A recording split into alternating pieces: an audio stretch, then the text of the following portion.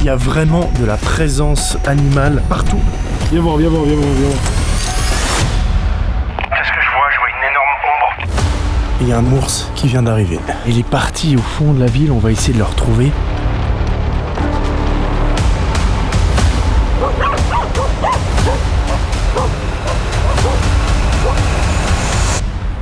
C'est bon mon gros, c'est tout bon mon gros. Hein.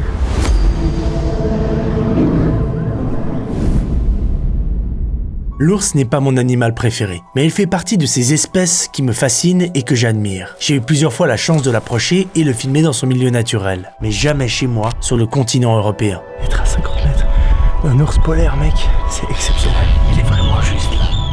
Et il se trouve que j'ai récemment entendu parler d'un endroit en Europe où les ours s'invitent dans les villages. Ils se rapprochent de notre civilisation, et plus exactement en Roumanie, dans les Carpates. Moi, tu me mets une situation étrange avec des magnifiques animaux qui vivent à 2 heures de chez moi, tout ça dans un pays rempli de légendes et de folklore, je ne réfléchis pas 2 secondes. Ça m'intéresse beaucoup trop. Quand on voit le contraste de ces magnifiques et puissants animaux au milieu de nos villes, les images m'intriguent beaucoup trop et me fascinent. Il faut que j'aille voir là-bas et que j'essaye de vous filmer tout ça. Mais le problème, c'est que moi je suis juste un vidéaste qui aime la nature. Trouver des ours dans un pays que je ne connais pas, seul, ça risque d'être un peu compliqué. Heureusement, j'habite un pays dans lequel il y a 2-3 gars complètement fous qui passent leur journée, hiver comme été, dans la forêt. Et ce que je viens de vous décrire, c'est exactement le profil de Neil Villard. Un photographe suisse qui passe son temps à filmer les animaux. Il a filmé les espèces les plus dures à observer, comme par exemple le lynx, et il a commencé un travail sur le tigre en Sibérie. Allez, tigre. Oh, fuck.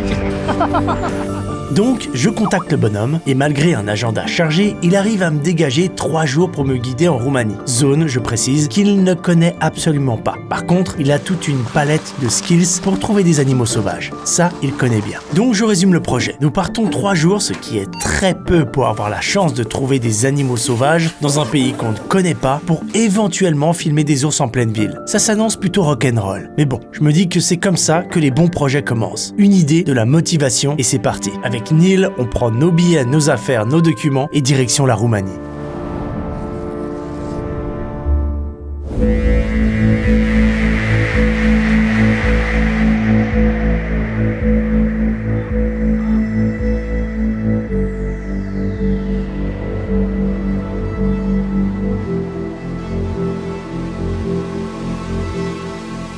Nous arrivons dans un petit village de montagne entouré de belles forêts. Et maintenant, comment faire pour trouver les ours? Eh bien, la première étape est de simplement comprendre le terrain et repérer d'éventuelles traces des passages des animaux. Ça peut être des crottes, des traces laissées dans la boue ou tout autre signe de la présence des bestiaux. Et on va vite comprendre que nous sommes au bon endroit.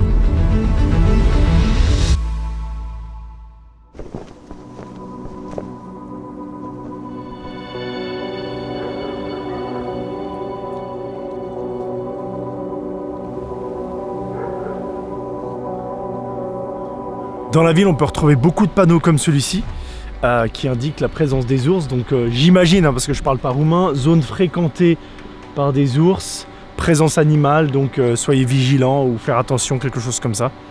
Voilà, il y en a vraiment partout. Et en plus de ça, on remarque que toutes les baraques, elles sont un petit peu barricadées avec du fil électrique, des protections, etc. Et beaucoup de chiens. Tous ces indices, tous ces éléments indiquent vraiment qu'il y a une présence animale forte dans ce village. Pour l'instant, on est en pleine journée et il y a pas mal d'activités humaines avec des voitures, des gens qui travaillent, etc.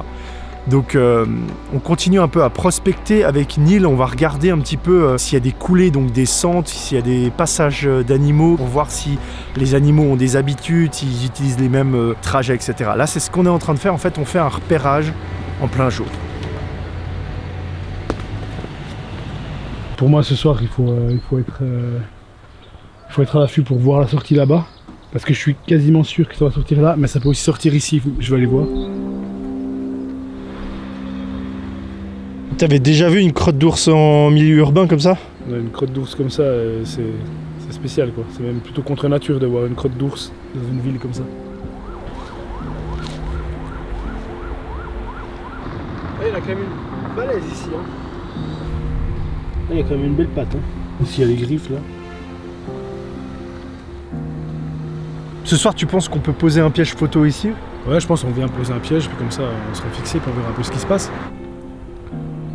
Voilà, c'est marqué « Attention, veuillez fermer le couvercle du récipient à l'épreuve des ours ». C'est pas ouf comme c'est respecté. Hein. Il y en a quand même 2, mais c'est pas suffisant. Voilà, buffet ouvert.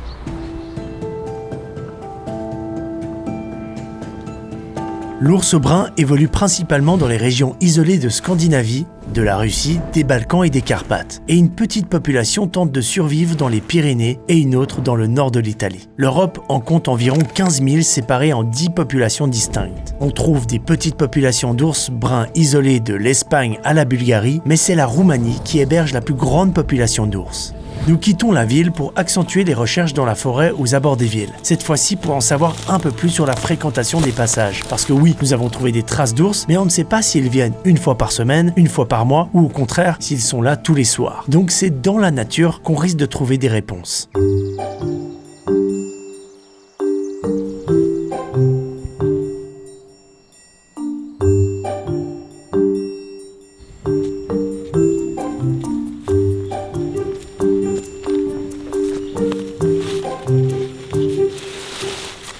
Là c'est cool, on a déjà une première crotte, un premier indice qui sont dans le coin. On voit quelques restes de pommes, je sais pas trop quoi, c'est difficile à identifier là sur celle-là. Donc là on vient de trouver une première crotte en moins de 2 minutes quoi. Ouais, c'était vraiment une première petite sente, boum, une crotte.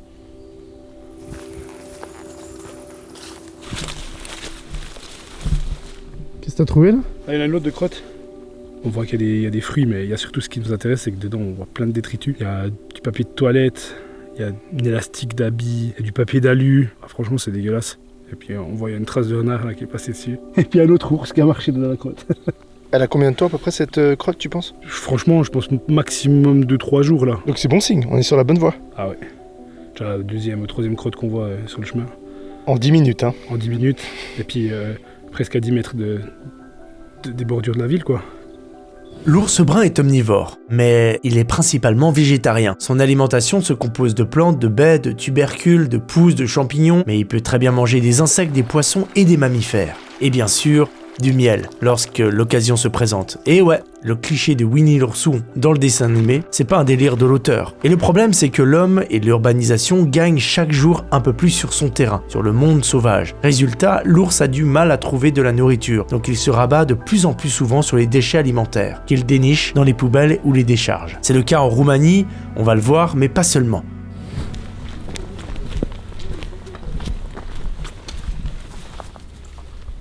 Il y a des détritus de bouffe hein, quand même.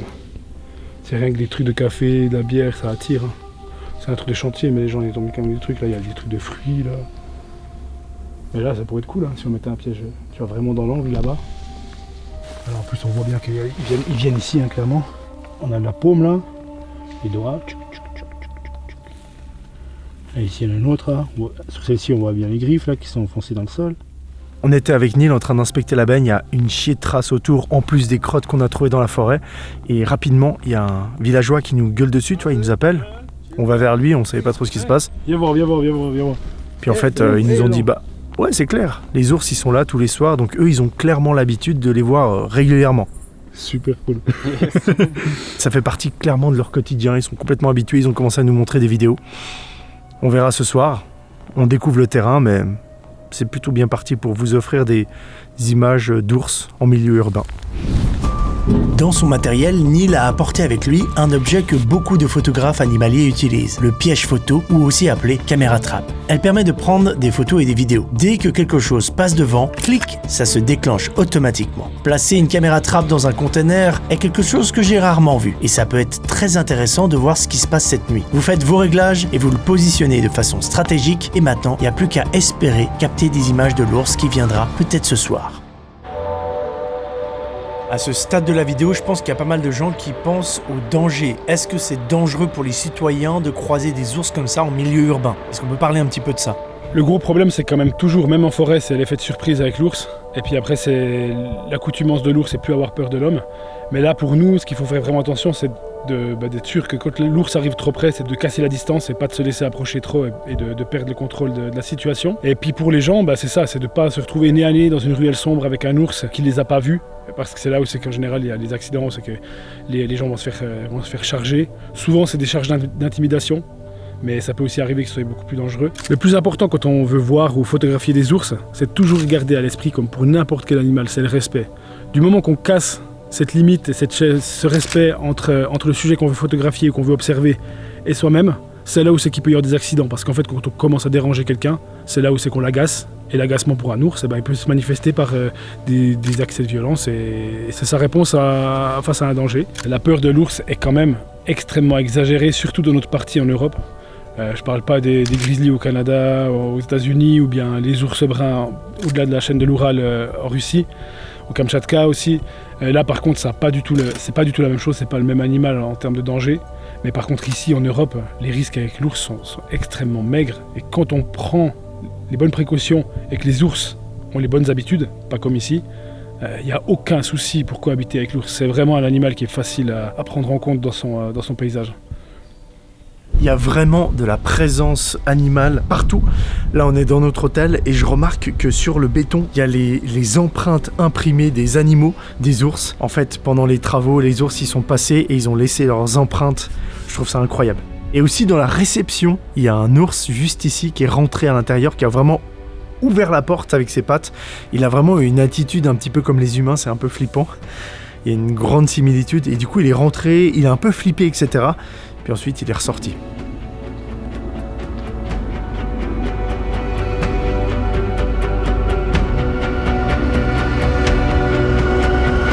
C'était ici.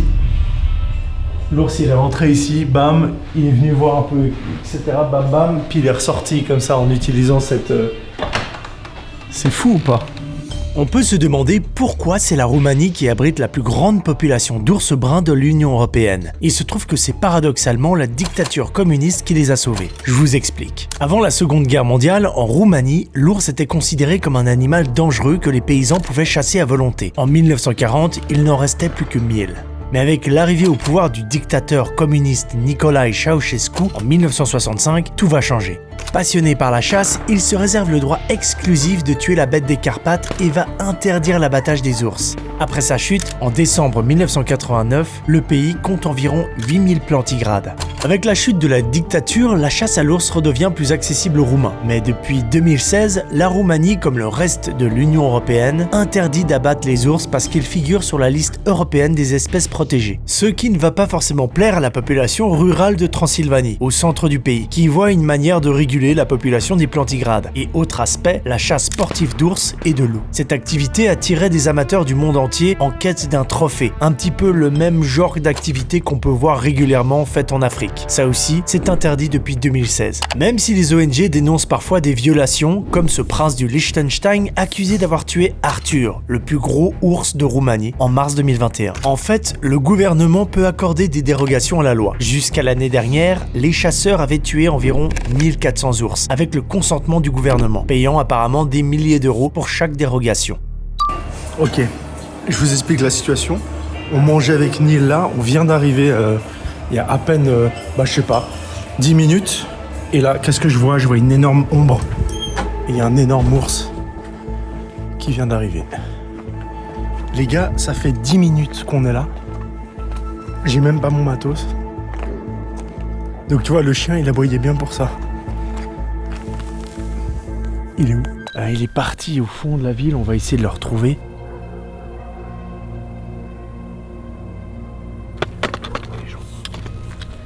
T'as déjà fait un affût urbain comme ça ?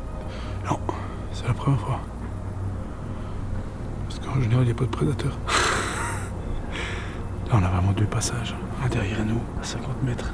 Et un devant nous, à 75 mètres. C'est vraiment les passages clés. Mais là, c'est du 100% sûr que ça va sortir par là. Mais il y a pas mal d'activités là. Puis après, c'est comme toujours. Le truc le plus craignos dans ce genre d'affût, c'est quand même les gens plus que les ours. Bon, pour moi, si on a un problème, c'est pas avec les ours, c'est avec les gens. Oh putain. Ça, c'est pas pour... Non. C'est quoi ? Ça, c'est, à mon avis, c'est tir d'affarouchement, ça. Ça y est, les ours sont descendus en ville. Un peu partout, on peut entendre des aboiements et des coups de feu pour tenter d'éloigner les ours. Ce genre d'ambiance est assez spectaculaire à vivre pour nous, car c'est la première fois. Mais c'est le quotidien des habitants de ce petit village de montagne entouré de forêt. Les habitants se retranchent chez eux et les messages d'alerte du gouvernement prévenant la présence d'ours font vibrer nos téléphones plusieurs fois. Quand soudain, nous apercevons une ombre, pas très loin de nous. Il bouffe, il est retourné bouffer. Il est couché par terre, il bouffe.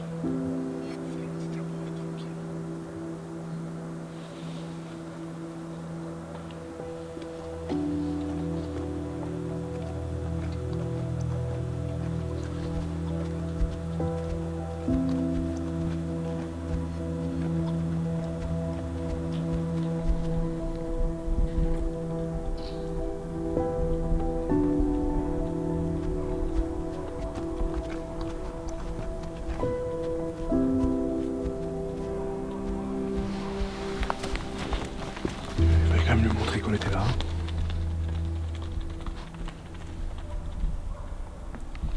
Waouh! On vient de se prendre un face-à-face avec un ours qui nous est arrivé dessus. Il nous avait pas entendu, il nous avait pas senti, il nous avait pas vu. C'était assez impressionnant. Heureusement que je suis avec Neil qui comprend et qui connaît exactement ces animaux, le comportement de ces animaux, comment se comporter. Donc voilà, vous l'avez vu, hein, Neil il annonce qu'on est là, l'ours. Pour pas le surprendre, il faut surtout pas surprendre un ours, c'est important. Il n'y a pas des ours partout, hein, et surtout ils sont quand même très craintifs, hein. Ils sont dans un milieu où ils n'ont pas l'habitude d'être, ils sont un peu stressés par l'environnement urbain, les humains, etc. Donc ils sont pas faciles à voir non plus comme ça, hein. Il faut un peu les chercher. C'est ce qu'on essaie de faire aujourd'hui, vous trouvez des images. Sur le chemin, on décide de placer des caméras trappes dans les poubelles pour essayer de capter des images de l'animal en plein repas.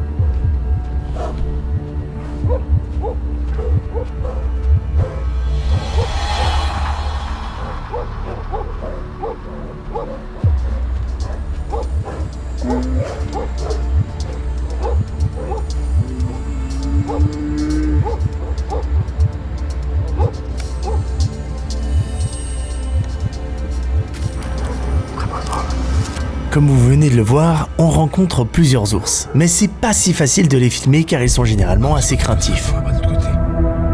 Il me fait vraiment chier. Mais nous aurons quand même quelques belles proximités.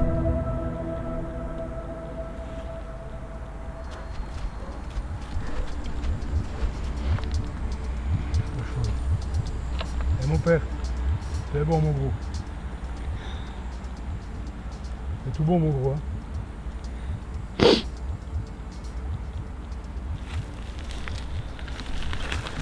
C'est bon, c'est bon, c'est bon. C'est bon, c'est bon, c'est bon. C'est tout bon. Ça va bien aller. Ouais, c'est bon mon père.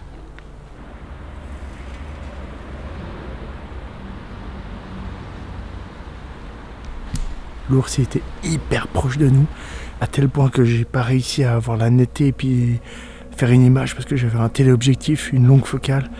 200 mm, c'était compliqué de... Bah, il était trop proche en fait. Incroyable, putain. Ce gros pépère là, incroyable.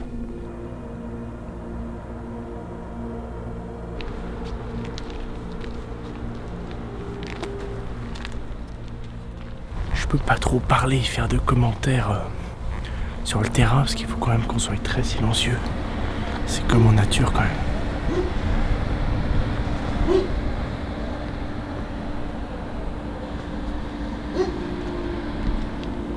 Il a complètement explosé la poubelle. C'est hallucinant comme il l'a tiré, mais je pense que c'est hyper simple pour lui en plus. Tu penses que c'est celui qu'on a croisé là? Ah, je suis 100% sûr. En plus, quand il est passé vers l'autre poubelle, il s'est même pas arrêté, il savait qu'il n'y avait plus rien. En fait, ce qu'ils viennent chercher, c'est vraiment les poubelles et les containers, comme vous avez vu là. Ils ont un chemin où ils vont chaque soir aller checker un petit peu s'il y a encore de la nourriture ou pas. En voyant toutes les poubelles éventrées sur notre chemin, on décide de récupérer nos caméras trappe pour voir si elles ont capté quelque chose d'intéressant. Ah oui, vraiment lui les gros.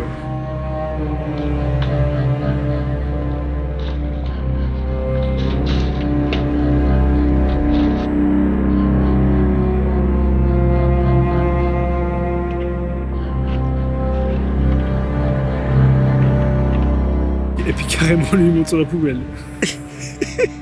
il a les deux pattes dedans là.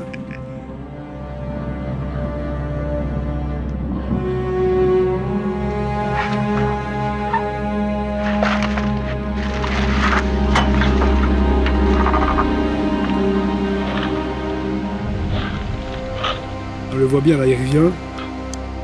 C'est trop cool.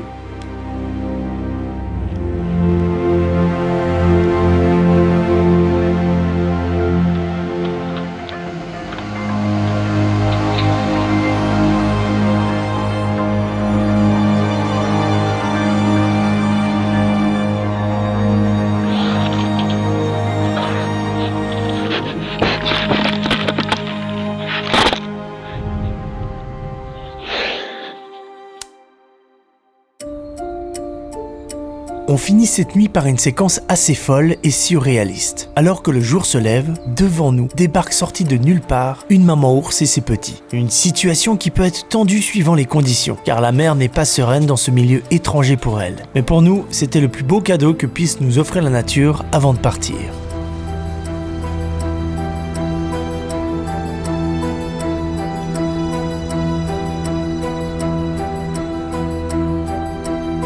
La mère, elle me regardait, c'était fantastique dans cette lumière un peu bleutée, sous les lampadaires qui mettaient encore 2-3 petites lumières oranges comme ça.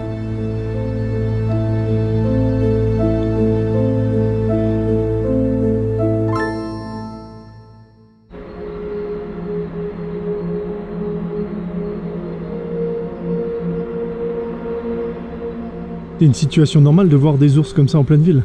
Dans la situation est tout sauf normale d'avoir des ours comme ça dans la ville, d'avoir des ours qui côtoient les êtres humains absolument tout le temps. La nuit, dans les ruelles, ils se font surprendre, c'est dangereux, il y a quand même régulièrement des accidents. Donc non, c'est tout sauf une situation normale. Par contre, c'est une situation qui est logique et elle n'est pas du tout imprévisible.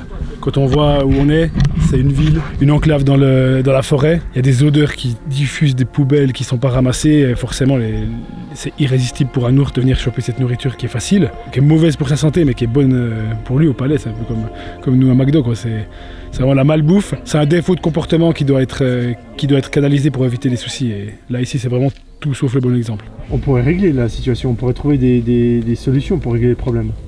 Ouais, mais surtout, en fait, le pire, c'est que c'est une gestion à l'interne, à mon avis, c'est les mairies, c'est les maires qui sont responsables de leur ville, qui ont ces décisions. Quand on voit ici, dans le village, les mesures qui sont prises, elles sont vraiment, on peut dire que pathétiques, en fait, parce qu'il y a des poubelles anti-ours, il y a des systèmes anti-ours, c'est même marqué devant chaque poubelle qu'il faut fermer la poubelle après utilisation, elle est tout le temps ouverte, et du coup, c'est buffet ouvert à volonté. Alors que si on va dans les villes qui ont eu des problèmes comme Brasov à l'époque, il y a des containers qui sont dans des zones sécurisées, la nuit il y a des lourdes barrières en métal qui sont fermées. Là par contre ça règle le problème. Le problème a été réglé à Brasov, en tout cas de ce que j'ai pu comprendre. Et là ici c'est tout simple. C'est des mesures en fait qui coûteraient moins d'argent à mettre en place que ne serait-ce que le ramassage des ordures par les cantonniers le matin pour passer derrière les ours qui ont fait un bordel pas possible dans toute la ville. C'est une maltraitance envers la vie sauvage de laisser faire ça, pour moi clairement. Et le pire dans toute cette histoire, pour moi, c'est l'héritage, c'est l'éducation que les maires offrent à leurs petits en les formant à se débrouiller dans la ville comme ça. Ils n'ont aucune notion de quand et comment aller cueillir les fruits qu'il faut. Et c'est des oursons, après, ils seront incapables de se débrouiller seuls dans la nature. Si les ours nocturnes commencent à venir même de jour dans les poubelles, là, c'est vraiment la porte ouverte à des problèmes plus graves. Et là, pour l'instant, c'est pas le cas. Mais voilà, on ne sait jamais la limite. La limite, c'est les hommes qui doivent la fixer, c'est pas les ours qui les fixent.